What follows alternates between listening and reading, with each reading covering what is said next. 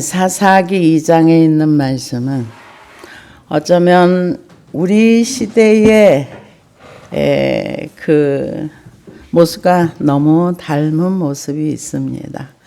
그래서 어쩌면은 사사 시대보다 요즘 시대의 젊은이들이 예수님을 믿기가 더 어려운 시대가 되지 않았나 이런 생각을 해봅니다. 왜냐하면 죄가 더 관영하고 죄가 죄라고 여겨지지 않는 도덕이 무너지고 윤리가 무너지고 많은 것들이 무너진 세대 가운데서 젊은 사람들에게 복음을 전하는 거 그렇게 쉬운 얘기는 아닐 것 같습니다. 그런데 이 시대에도 풍요의 시대가 이제 이들에게 왔습니다. 왜냐? 하나님께서 가나안 1세대들은 가나안에 들어가지 못한 출애굽 1세대들은 광야에서 다 죽었고요. 가나안 2세대들이 가장 복 있는 세대였던 것 같아요. 애굽도 경험했고 그 광야도 경험했고 전쟁도 경험했고. 근데 그들은 순종으로 일생을 살았습니다. 그리고 그 다음 세대, 여기는 아마 그 세대가 다 죽고 난 이후 그 다음 세대 이쯤 되지 않았을까 이렇게 학자들이 얘기를 하는데요. 이때에는 여호와를 알지 못하는 세대. 그러니까 분명히 언약의 백성이고 하나님과 계약한 사이지만 여호와가 누구인지 듣지를 못한 거예요. 듣지 못하고 그냥 어쩌면 형식적인 어떤 것만 남아있는 거. 그런 상황 가운데 있을 때 하나님께서 이들에게 찾아오신 거예요.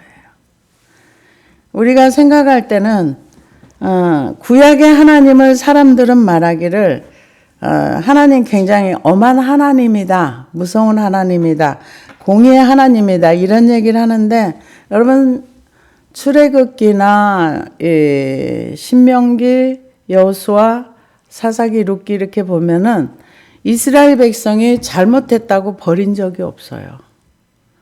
잘못하면 징계하고 너희들 그렇게 살면 안 돼. 똑바로 살아. 네. 그러다가 시간 지나면 또 잘못하고 안 돼. 그렇게 살면. 네. 이게 반복되는 게 구약이에요. 근데 하나님에 대해서 잘 모르고 하는 얘기들이죠. 그런데 이 하나님의 백성들에게 해당하는 얘기입니다. 그런데 지금 사사기에서는 이게 너무 이게 한 350년, 400년 동안에 계속 이게 반복되는 거예요. 그래서 이제 2장 1절에 보니까 여호와의 사자가 길갈에서부터 복임으로 올라와 말하되 내가 너희를 애굽에서 올라오게 하여 내가 너희의 조상들에게 맹세한 땅으로 들어가게 하였으며 또 내가 이르기를 내가 너희와 함께하는 언약을 영원히 어기지 아니하리니. 하나님은 사람들에게 언약을 하고서 한 번도 어긴 적이 없으세요. 한 번도 어긴 적이 없는데 하나님이 다시 한번 내가 너네들하고 세운 언약 안 어길 거야. 그 언약이라는 게 두 가지가 있잖아요. 너희들이 내 말을 잘 듣고 순종하면 땅에서 잘 되고 강성해지고 머리가 될지언정 꼬리가 되지 아니하고. 그래서 그런 얘기 하더라고요. 무슨 얘기를 하느냐 하면은 이스라엘에 지금 핵이 있지만 핵 실험을 한 번도 안 했다. 그 이유는 뭐냐? 핵을 개발한 분들이 이스라엘 유대인이고 그래서 이미 프랑스에서 미국에서 다 해봤기 때문에 거기는 해볼 필요가 없고 거기는 얼마가 있는지를 모른답니다. 지금. 그래서 그것을 가지고 전쟁을 억제하는 거지 이거를. 그래서 이란은 툭 하면은 뭐라고 하면서 협박을 하는데 어떤 분이 그런 얘기를 해요. 이스라엘은 단 한 번도 주변 나라를 협박한 적이 없다. 단지 우리를 지키기 위해서 이렇게 해놨다. 이제 요것만 얘기를 한다. 이렇게 하는 것을 들어봤습니다. 그런데 하나님은 한 번도 사람들을 협박하거나 공갈치거나 한 게 없어요. 잊지 않았다.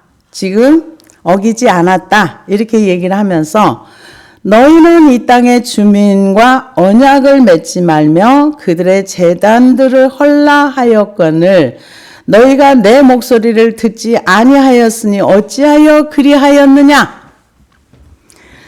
예, 어찌하여 그리하였느냐? 하나님이 책망을 이렇게 하십니다.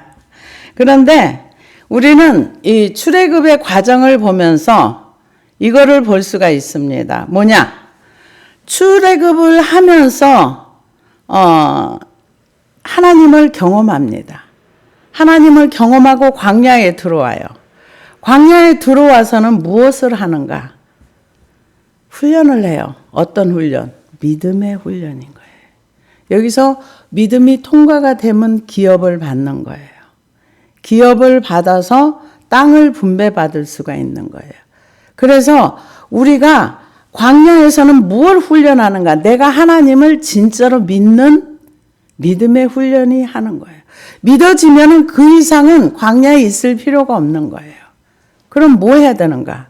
하나님이 주신 땅에 들어가는 거예요. 주신 땅이 우리는 눈에 보이는 이스라엘 백성은 기업을 얻었지만 우리는 우리의 내면 세계로 들어가야 돼요. 그래서 우리 안에 있는 하나님을 대적하고 하나님을 싫어하고 하나님을 마음에 두기를 싫어하는 것들을 다 내어버려. 다 없애버리는 거예요. 그러고 나서 하나님을 섬기면서 하나님과 동행하는 삶을 이 세상에서 우리가 살아내야 되는 거예요. 그런데 그 전쟁을 하는 사람들이 별로 없어요. 일단은 어떻게 말하는 것? 됐다가 치고 참 많이 말하더라고요. 이미 나는 죽었다 치고 그러면 죽었으면은 옛것이 하나도 안 나와야 되는 게 맞아요. 그리고 하나님 말씀하신 무조건 순종이 돼야 돼요. 근데 그게 안 되잖아요. 그러면은 그렇게 말하는 것을 탓할 것이 아니라 내가 하나님의 말씀에 따라서 진짜로 살아내고 있나? 내가 나를 점검해야 되는 거예요. 누가 내 인생을 너는 이렇게 살면 안 돼, 너는 저렇게 살면 안 돼? 그렇게 말합니까? 하나님 말씀의 어떤 원칙을 제시해주고 있죠. 그래서 언약을 맺지 말고 주상을 헐라 했는데 어째서 내 말 안 들었니? 지금 그걸 얘기합니다. 그러면서 그러므로 내가 또 말하기를 내가 그들을 너희 앞에서 쫓아내지 아니하리니 그들이 너희 옆구리에 가시가 될 것이며 그들의 신들이 너희에게 올무가 되리라 하였도다. 가시가 된다는 건 옆구리를 계속 찔러대면 얼마나 아파요. 힘들잖아요. 가시가 꾹꾹 찔러보세요. 아우 너무 고통스러워요. 밖에서도 아니고 내 옆구리에 가시가 된다는 건 불편해. 뭔가가 안에서 나를 불편하게 할 때는 정말 불편해요. 옆구리에 가시가 되고 올무가 된다. 그들의 신들이 올무가 된다. 올무는 한번 잡히면 못 나와요. 묶이면 나올 수가 없는 거예요. 중독된 사람들이 자기 스스로 절대 못 나옵니다. 하나님의 은혜가 임하고 하나님의 긍휼하심이 임할 때만 나오는. 우리가 오래된 습관을 하나 버리는 거 그거 어려워요. 정말 하나님의 은혜가 있을 때만 가능한 것입니다. 그래서 이런 우리가 하나님 말씀만 온전히 따라가고 순종하기 위해서는 이 세상에 있는 것들이 내 옆구리에 가시가 되면 안 되고 세상에 있는 것들이 나를 묶으면 안 된다는 얘기예요. 그래서 내가 무엇에 묶여 있는가? 내가 나를 살펴야지. 누가 나를 살펴가지고 바른 말 해주면 싸우자 그래요. 듣기 싫어합니다. 그래서 될 것이라 이렇게 얘기를 했습니다. 그러면서 너희에게 올무가 되리라 하였노라. 여호와의 사자가 이스라엘 모든 자손에게 이 말씀을 이르매 백성이 소리는 펴온지라. 울었다는 건 뭐예요? 잘못했어요 하나님. 잘못했어요 그 얘기죠. 그래서 그러므로 그것을 이름하여 복임이라 하고 그들이 거기서 여호와께 제사를 드렸더라. 복임은 여기서 복임은 지역이 어딘지 우리는 모릅니다. 근데 이 복임은 어디냐 하면은 베델의 다른 이름이랍니다. 베델에서 야곱이 제단을 쌓았던 그런 곳이죠. 그래서 이제 이 베델에 하나님의 성소가 있는 장소입니다. 그래서 여호수아 5장 9절에 보면은 길갈에서 이들이 할례를 행하고 요단을 건넜어요. 근데 사사기 20장에 보니까 이에 온 이스라엘 자손 모든 백성이 올라가 베델에 이르며 울며 거기서 여호와 앞에 앉아서 그 날이 저물도록 금식하고 번제와 화목제를 여호와 앞에 드리고 이스라엘 자손이 여호와께 물으니라. 그때 하나님의 언약궤가 거기 있고 아론의 손자인 엘르아살의 아들 비느하스가 그 앞에 모시고 섰더라. 이스라엘 자손들이 여쭈기를 우리가 다시 나아가 내 형제 베냐민 자손과 싸우리까 말리까 하니 여호와께서 이르시되 올라가라. 내일은 내가 그를 내 손에 넘겨주리라 하시는지라. 여기가 지금 이 복임 이 장소가 여호와의 언약궤가 있는 그곳에 하나님이 여호와의 사자가 나타나서 너네들 왜 하라고 그랬는지 안 했니? 하면서 했대. 백성들이 그 앞에서 울면서 뭐예요? 회개했다는 거죠. 그리고 제사를 드렸더라. 언약궤가 있는 장소입니다. 그래서 전에 여호수아가 백성을 보내매 이스라엘 자손이 각기 그들의 기업으로 가서 땅을 차지하였고 이건 사사기 1장에 있는 말씀 한 번 더 말하고 있습니다. 백성이 여호수아가 사는 날 동안 여호수아 뒤에 생존한 장로들 곧 여호와께서 이스라엘을 위하여 행하신 모든 큰 일을 본 자들은 사는 날 동안에 여호와를 섬겼더라. 그러니까 2세대, 3세대 전쟁을 하면서 하나님과 함께한 세대들이 사는 날 동안에는 여호와를 섬겼다는 거예요. 그러면은 이분들이 어렸을 때 섬기는 걸 봤을 수도 있고 못 봤을 수도 있는 거예요. 그래서 여호와의 종 눈의 아들 여호수아가 110세의 죽음에 무리가 그의 기업의 경내 에브라임 산지 가스 산 북쪽 딥낫 헤레스에 장사하였고 그 세대의 사람도 다 그 조상들에게 돌아갔고 그 후에 일어난 다른 세대는 여호와를 알지 못하며 여호와께서 이스라엘을 위하여 행하신 일도 알지 못하였더라. 그러니까 이 얘기는 무슨 얘기냐? 여호수아가 사는 날 동안에 그 다음 세대 다 죽고 없어졌다는 거예요. 그런데 그 다음 세대들은 여호와를 알지 못한다. 그래서 조상이 아무리 하나님을 잘 섬겼어도 내가 안 믿으면 하나님은 나와 아무 상관이 없는 거예요. 부모의 하나님 나와 아무 상관이 없어. 그래서 자녀들에게 복음을 꼭 전해야 되는 거고 이웃에게 복음을 전해야 되는 이유는 듣지 못하면은 알 수가 없는 거예요. 하나님의 역사를 어떻게 어디 가서 그런 얘기를 듣습니까? 들을 수 없어요. 하나님을 경험한 사람들이 부활을 경험했던 제자들이 자기 생명을 내어놓고 부활에 내가 증인이다 하면서 전하였던 것처럼 우리도 내가 만난 하나님을 내 가족과 이웃과 친척들에게 전해야 그들이 하나님의 얘기를 듣지 어디서도 하나님의 얘기를 들을 수가 없습니다. 들을 수가 없어요. 그래서 알지 못한다는 것은 아예 깜깜이라는 얘기예요. 전혀 모른다는 얘기예요.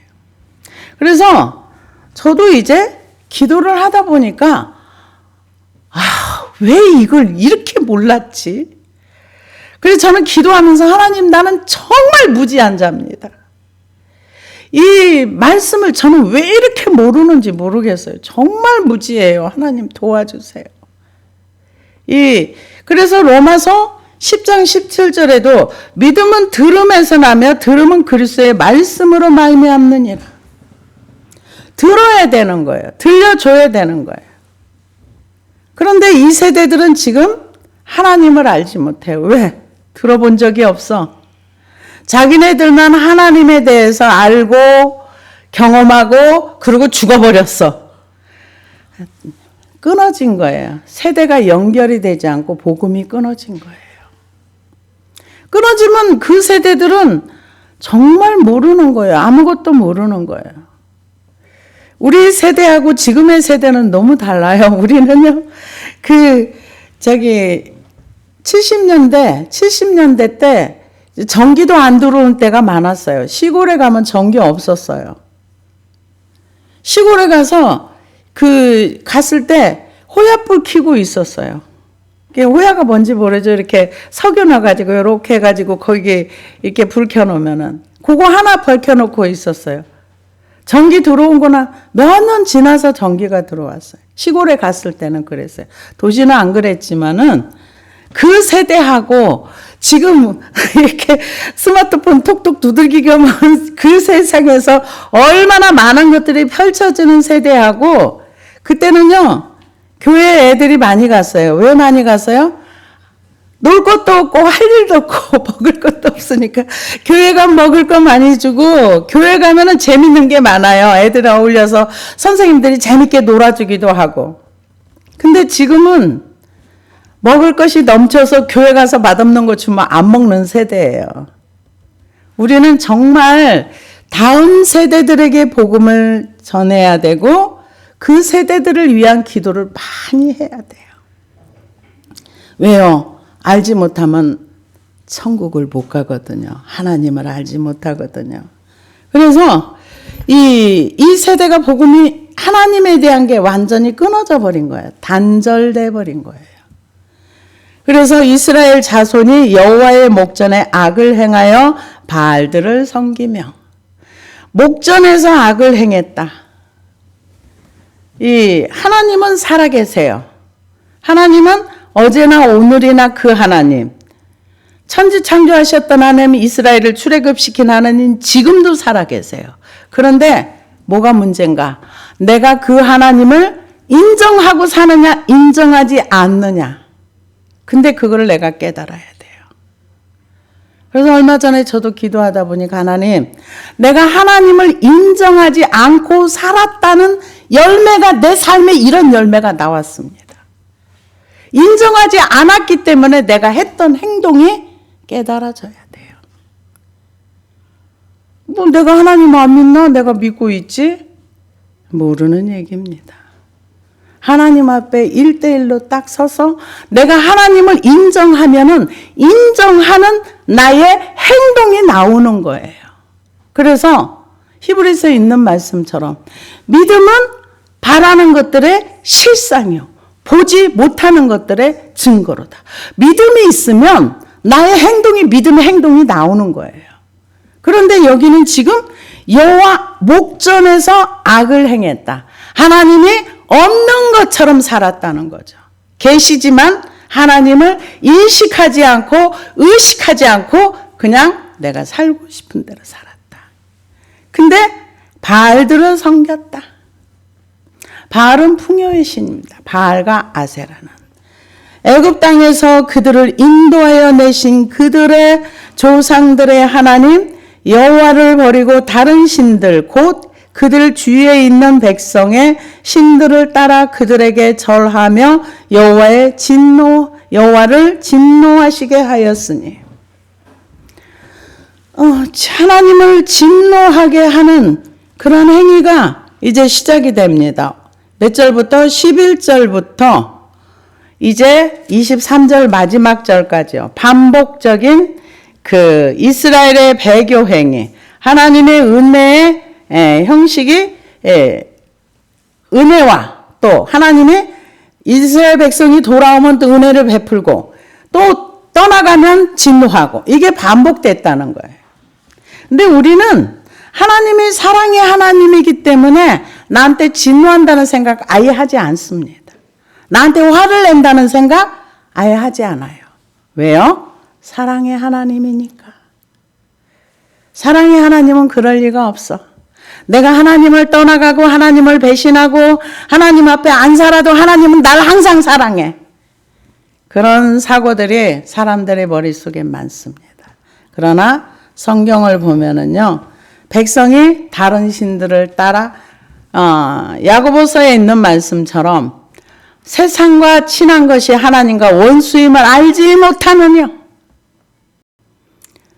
세상과 너무 친해지면 하나님과 원수 된다. 그것을 간음한다. 그렇게 야고보서에 그렇게 말씀하고 있습니다. 그래서 여호와를 진노하시게 하였으되 고 그들이 여호와를 버리고 바알과 아스타롯을 섬겼으므로. 버렸다는 말을 뭘 얘기를 할까요? 버렸다는 거는 가치롭게 여기지 않았다는 거죠. 무가치하게 여겼다. 하나님이 만약에 굉장히 중요하고 굉장히 나에게 대단한 분이라고 생각한 그분 눈치 보며 살겠죠. 근데 바알과 아스다롯보다 훨씬 밑에라고 생각하니까 하나님을 가볍게 생각했다는 거예요. 하나님 나 복 주려면 주고 말란 말고 나는 하나님이 중요하지 않아. 바알과 아스다롯이 훨씬 중요해. 그쪽으로 방향을 틀었다는 얘기예요. 그래서 우리가 내가 무엇을 중요하게 여기는가를 우리는 다른 사람 보지 말고 나를 살펴봐야 돼요. 나에게 정말 중요한 것이 무엇인가? 내가 무엇을 중요하게 여기는가? 그래서 여호와께서 이스라엘에게 진노하사 노력하는 자의 손에 넘겨주사 그들이 노력을 당하게 하시며 또 주위에 있는 모든 대적의 손에 팔아 넘기심에 그들이 다시는 대적을 당하지 못하였으며 그들이 어디로 가든지 여호와의 손이 그들에게 재앙을 내리시니 곧 여호와께서 말씀하신 것과 같고 여호와께서 그들에게 맹세하신 것과 같아서 그들의 괴로움이 심하였더라. 여기 이제 하나님을 버리고 하나님을 배신하니까 하나님께서 언약하신 대로 행동하시는 거예요. 이게 신명기 28장 20절에 똑같은 내용이 나옵니다. 지금 나왔던 내용과 내가 악을 행하여 그를 잊음으로 내 손으로 하는 모든 일에 여호와께서 저주와 혼란과 책망을 내리사 망하며 속히 파멸하게 하실 것이며 여호와께서 내 몸에 연병이 들게 하사 내가 들어가 차지할 땅에서 마침내 너를 멸하실 것이며 여호와께서 폐병과 열병과 염증과 학질과 한재와 풍재와 썩는 재앙으로 너를 치시리니 이 재앙들이 너를 따라서 너를 진멸하게 할 것이라. 내 머리 위는 하늘은 노시 되고 내 아래 땅은 철이 될 것이며 여호와께서 비 대신에 티끌과 모래를 내 땅에 내리시리니 그것들이 하늘에서 내 위에 내려 마침내 너를 멸하리라. 여호와께서 내 적군 앞에서 너를 패하게 하시리니 내가 그들을 치러 한 길로 나가서 그들 앞에서 7길로 도망할 것이며 내가 또 땅의 모든 나라 중에 흩어지고 내 시체가 공중의 모든 새와 땅의 짐승의 밥이 될 것이나 그것들을 쫓아줄 자가 없을 것이며 지금 14절과 15절에 있는 말씀이 신명기에 그대로 나와 있는 대로예요. 근데 하나님께서 그대로 행하셨어요. 여기서 대적에게 팔아 넘기시고 손에 넘겨주고 다시는 그래서 여기 보니까 15절은 어디를 가든지 하나님의 손이 안 되게 한다는 거예요. 내가 들어와도 나가도 복을 받는 것이 아니라 하나님을 잊어버리고 하나님을 인정하지 않고 사는 삶은 어디를 가든지 하나님의 손이 쫓아다니면서 참 무서운 얘기죠. 근데 우리는 하나님을 굉장히 가볍게 여깁니다. 우리가 하나님의 말씀을 가볍게 여겼다면 앞으로는 무겁게 여겨야 될 줄로 믿습니다. 그래서 이 신명기 28장에 보면 제일 처음에는 몸에 질병이 와요. 그 다음에 물질의 질병이 와요. 그 다음에 나라의 재앙이 와요. 세 가지가 옵니다. 그래서 그들에게 괴로움이 심했더라. 지금 신명기에 언약하신 말씀대로 그래서 저도 이렇게 나라를 위해서 기도하다 보면 하나님 우리 민족을 불쌍히 여겨주세요. 정말 몰라서 그래요. 하나님 알면은요 이렇게 살으라 그래도 아무도 하나님 말씀 어기고 살 사람 없어요. 하나님을 너무 몰라서 그래요.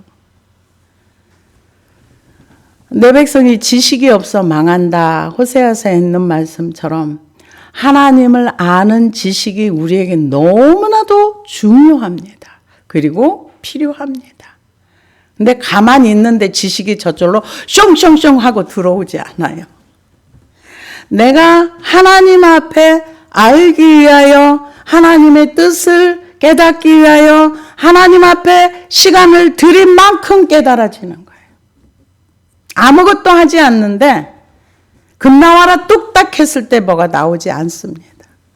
그래서 괴로움이 심했다는 거예요. 어디를 가든지 여호와의 손이 그들에게 재앙을 내리시니. 그래서 뭔가 문제가 안 풀릴 때는 무조건 두 손 들고 하나님, 제가 뭘 잘못했는지 잘 몰라요. 도와주세요. 깨달을 줄도 몰라요. 도와주세요. 하나님 앞에 앉아서 기도하면 깨닫게 해주시고 알게 해주시고 그것을 버리게 해주세요. 그래서 같고 여호와께서 그들에게 맹세하신 것과 같아서 그들의 괴로움이 심하였더라. 여호와께서 사사들을 세우사 노략자의 손에서 그들을 구원하게 하셨으니 하나님이 이제 부르짖으니까 이제 그 고통 가운데 있으니까 사사들을 세워주셔서 구원해 주셨다는 거죠. 그들이 그 사사들에게 순종하지 아니하고 오히려 다른 신들을 따라가 음행하며 그들에게 절하고 여호와의 명령을 순종하던 그들의 조상들이 행하던 길에서 속히 치우쳐 떠나서 그와 같이 행하지 아니하였더라. 전달한다고 듣는 것이 아니라는 거죠. 사사를 세워서 말씀을 전했지만 그들은 안 들었다. 안 듣는 거죠. 왜냐하면 내가 사는 방향이 있고 내가 가는 길인데 좀 힘들어도 뭐 그럴 수도 있지 뭐 그러고 갔다는 거죠. 근데 신명기 6장 4절에서 9절을 보니까 이스라엘아 들어라. 우리 하나님 여호와는 오직 유일한 여호와이시니 너는 마음을 다하고 뜻을 다하고 힘을 다하여 내 하나님 여호와를 사랑하라. 오늘 내가 명하는 이 말씀을 너는 마음에 새기고 내 자녀에게 부지런히 가르치며 집에 앉았을 때든지 길을 갈 때든지 누워있을 때든지 일어날 때든지 이 말씀을 강론할 것이며 너는 또 그것을 내 손목에 메어 기호를 삼으며 내 미간에 붙여 표로 삼고 내 집 문설주와 바깥문에 기록할지니라. 이 말씀 순종 하나 안 했는데 다음 세대들이 이렇게 괴로운 가운데 사는 거예요. 하라고 한 걸 안 한 거죠. 그래서 사사를 세워놨어도 안 듣는 거예요. 세워놨는데도 듣지 않아요.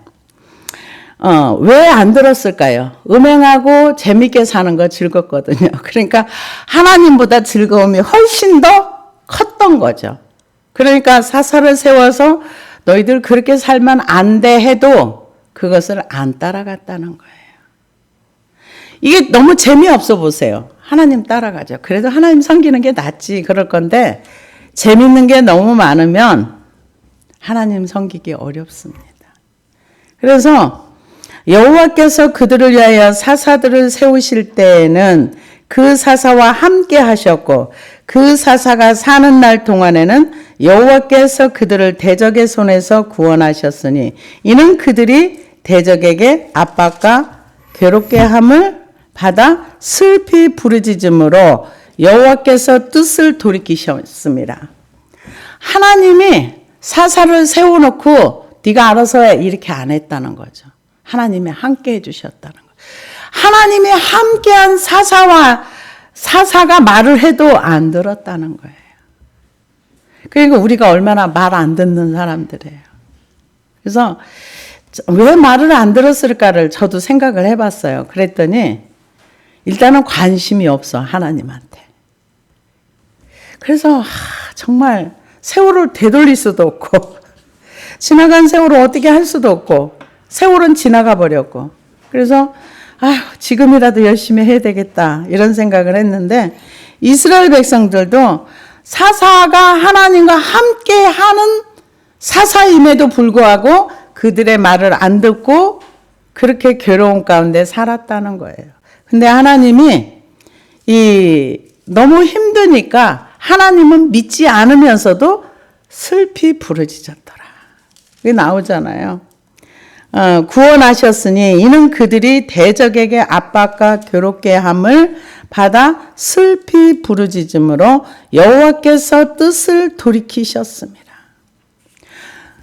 하나님의 백성들이 법을 어기고 지 마음대로 살다가 너무너무 힘들어요. 하나님 도와주세요 하면은 또 도와준다는 거죠.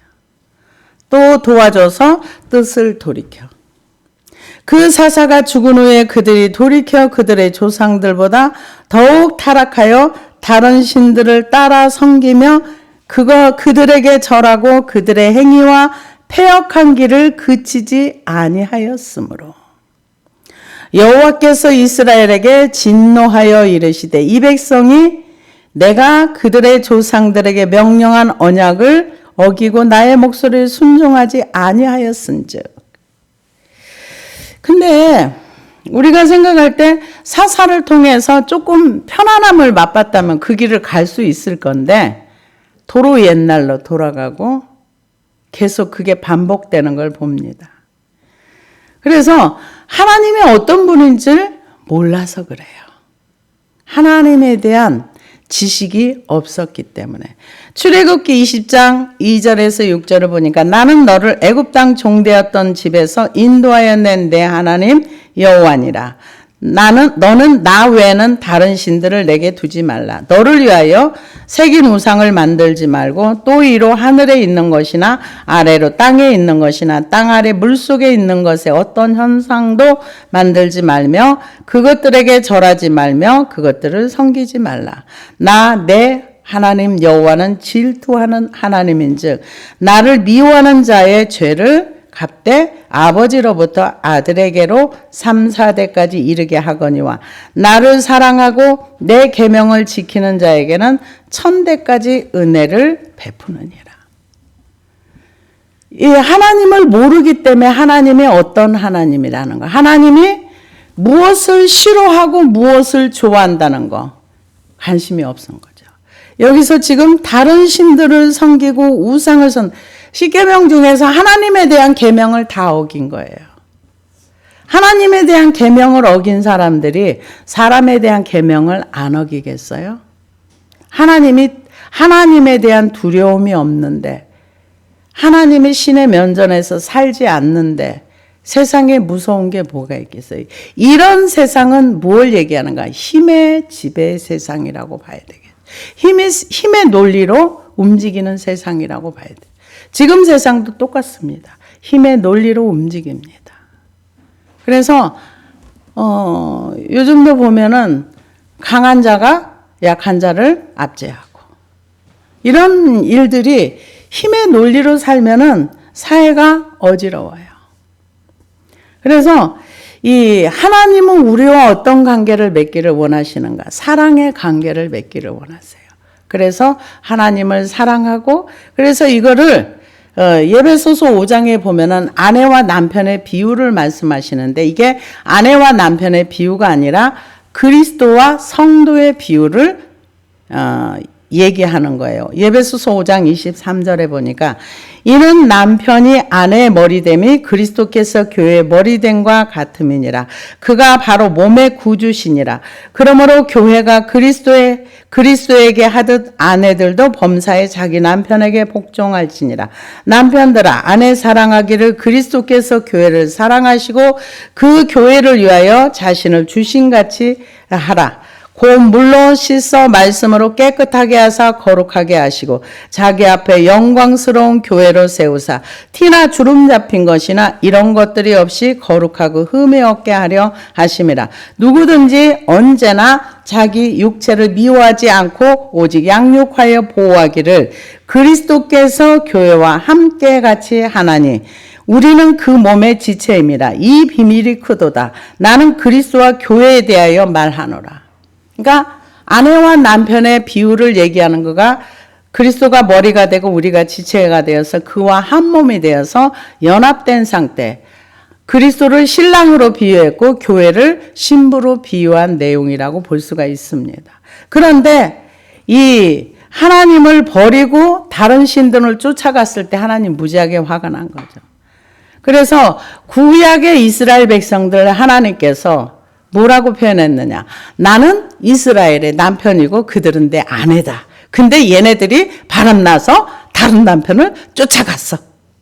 내가 화가 났어. 이 내용이 구약의 내용입니다. 근데 지금 사사기부터 그게 시작이 되는 거예요. 하나님의 진노를 부르는 거, 다른 신들을 섬기는 거라고 성경은 얘기합니다. 그래서 나도 여호수아가 죽을 때에 남겨둔 이방 민족들을 다시는 그들 앞에서 하나도 쫓아내지 아니하리니. 이게 이방 민족들을 쫓아내려면은 하나님과 함께 해야 되는 거예요. 하나님과 함께 하려면은 그분을 믿어야 되는 거예요. 근데 안 믿으니까 쫓아낼 수가 없는 거죠. 하나님은 누구와 함께 하는가? 믿는 자와 함께 하세요. 하나님은 사람을 차별하진 않지만 한 가지는 분명하세요. 그분을 믿고 신뢰하는 그 사람과 함께 하세요. 그래서 우리에게는 믿음이 너무나 중요한 거예요. 그래서 쫓아내지 않겠다는 거예요. 왜? 얘네들이 나를 버리고 다른 신을 쫓아갔으니까 내가 얘들과 함께 할 수 없다 그 얘기예요. 이는 이스라엘이 그들의 조상들이 지킨 것 같이 나 여호와의 도를 지켜 행하나 아니하나 그들을 시험하려 함이라 하시니라.